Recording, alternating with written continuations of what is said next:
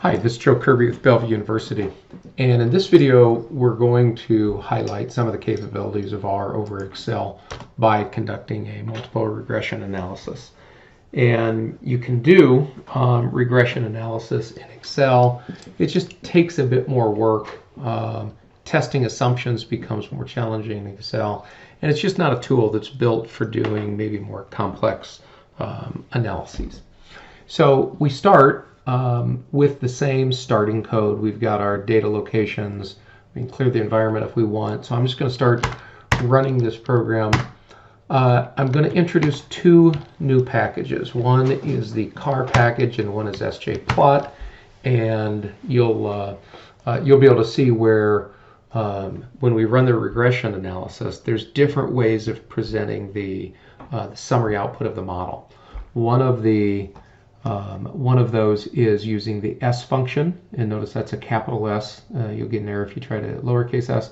And the other one is a tab model. And tab model is my preferred choice for for displaying regression model output. So we're going to set the data path, and we're going to read in our data. And if we look at the data, it's a very simple setup. We've got the region, we have the type of house, we have selling price, and we have lot price.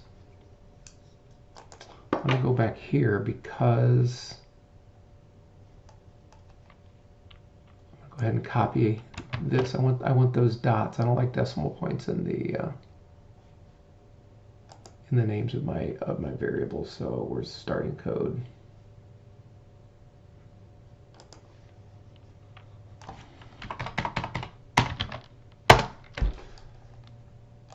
Okay, there we go. We have region type, selling price, and lot price. And if you look at the assignment for this particular exercise, we need to add some variables. So we want to, we're going to have an interaction. We're going to have an interaction of lot times house price. So I'm going to add a couple of variables, and we're going to have we're going to dummy code a variable for whether it's a townhouse or not.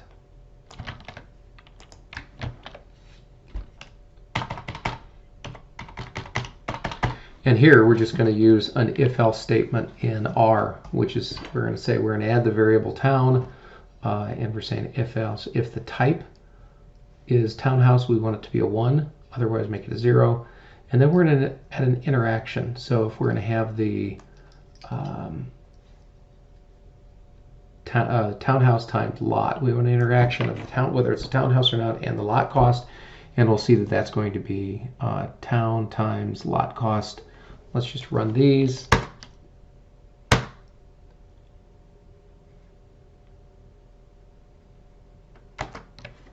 And I set up another variable just for if it's if the region is south, in case I want to explore just what it looked like with in the south.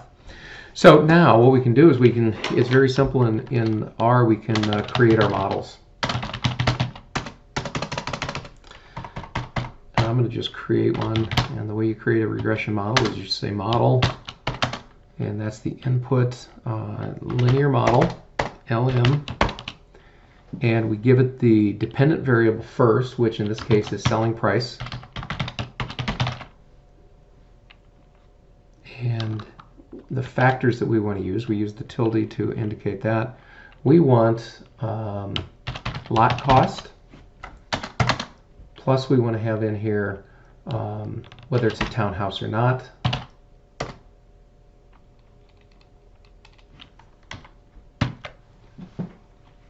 And we give it the data. We say data is equal to, in this case, our data file name is df.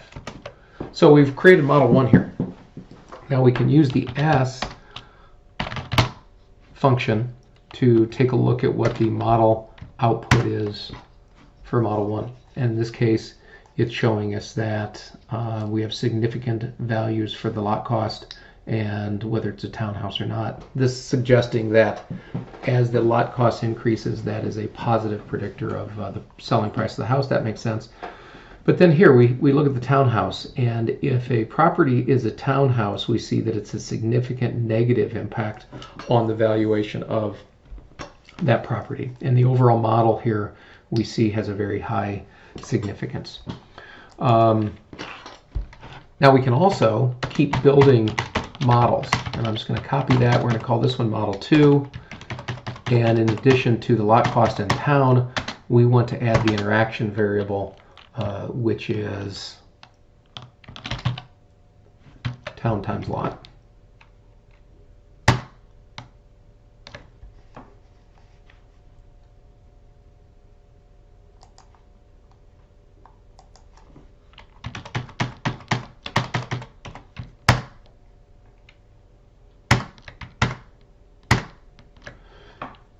And then we could put another S in for Model 2. S command, C. And in this case, we see something interesting. The townhouse, the fact that it's a townhouse no longer is a significant predictor. We see a negative coefficient, but the 0.47 p-value tells us it's not significantly different than 0. So it's not a significant predictor. But the interaction of the townhouse and lot price is a significant predictor, and it would be negative in this case. We've got this summarized with two different models. I'm going to show you another way of presenting that. This is why I like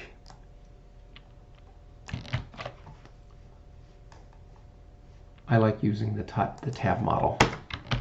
I'm just copying this over from another program, but in tab model I can accomplish the same thing as far as getting a summary of the model output in a little nicer format.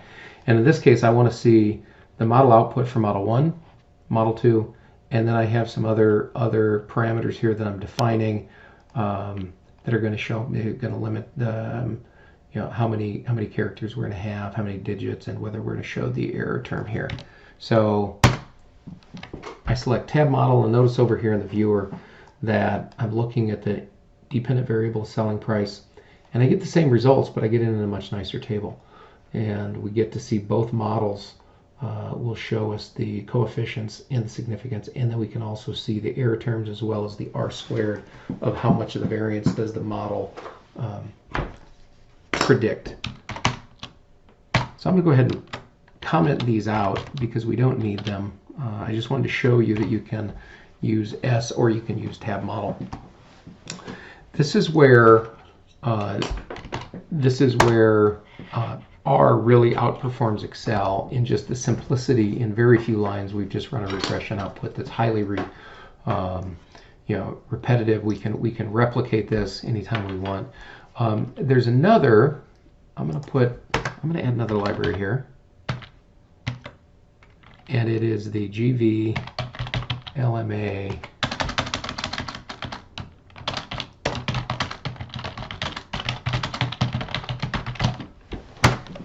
and regression models. Different types of analytical techniques have to meet certain assumptions.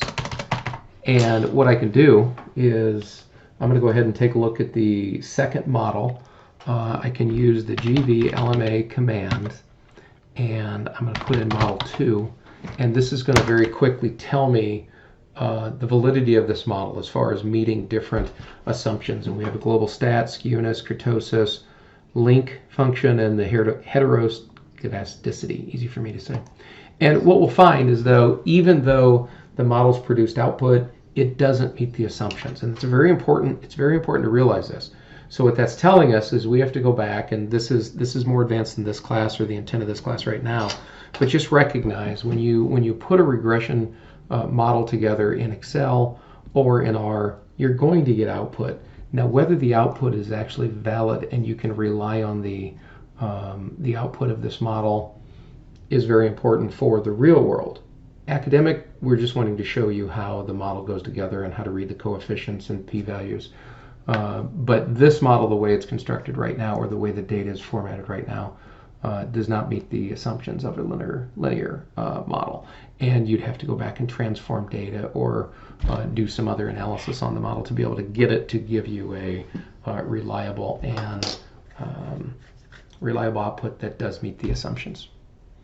So that highlights how R can be, this is really the sweet spot for R, is doing these kind of analytics over Excel, and I wanted to be able to walk you through that. As always, if you have any questions, please feel free to reach out. Thank you.